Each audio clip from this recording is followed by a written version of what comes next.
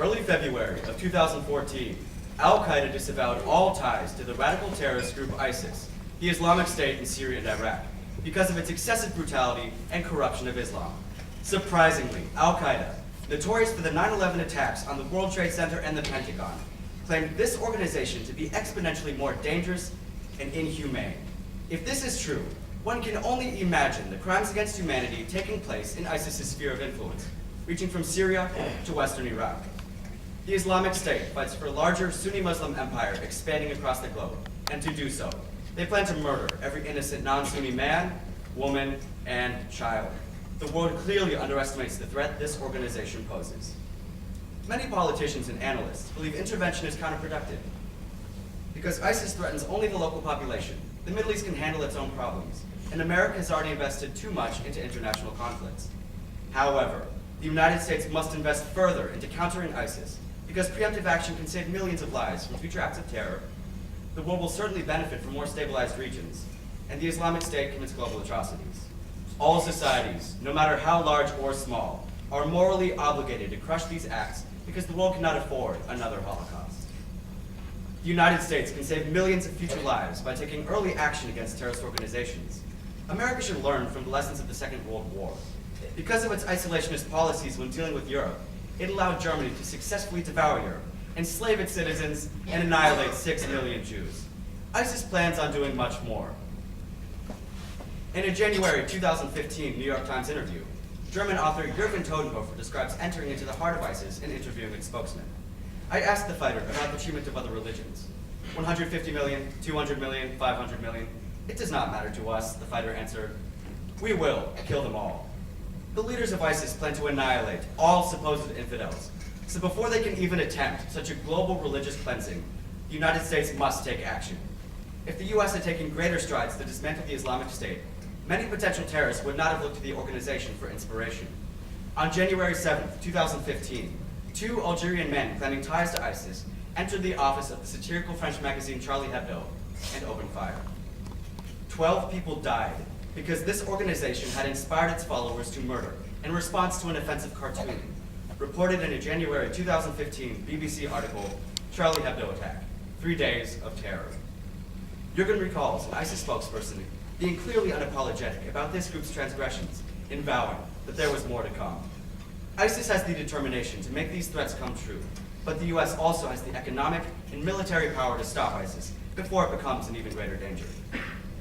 Many opponents to countering the Islamic State also believe the cost is prohibitive, but helping to stabilize the entire Mideast creates economic benefits far outweighing the costs. Creating trade relationships will grow the global economy, offer hundreds of thousands of jobs, induce governmental reformation, and increase nonviolent interactions between many countries. Trade acts as a catalyst to spur growth and development in all nations, theoretically building diplomatic, military, and economic stabilization at a global perspective. Countries that buy constantly from each other are less inclined to declare war. David Lipton describes the benefits of expanding economic cooperation in the Mideast in the November 2012 International Monetary Fund article, Enabling Economic Transformation in the Middle East and North Africa. After the fall of communism, the prospect of European Union membership held out a powerful promise that served as a political and economic anchor and helped orient the transition to an updated government. The Middle East has the same potential to build a more economic, focused system. As a result of dismantling ISIS and encouraging trade growth in this region, the world would gain many economic benefits.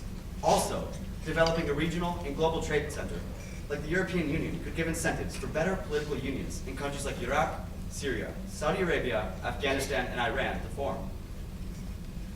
The United States should take greater initiative to combat ISIS for much more than economic benefit, because this organization commits innumerable atrocities and corrupts all that Islam represents.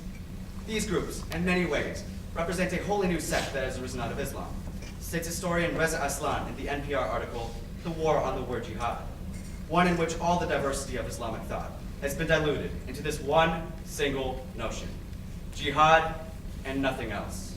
ISIS has distorted its religion, for it publicly executes journalists and advocates for freedom of speech, massacres prisoners of war, enslaves women, teaches jihadism to children, and eradicates all free thinking within its borders.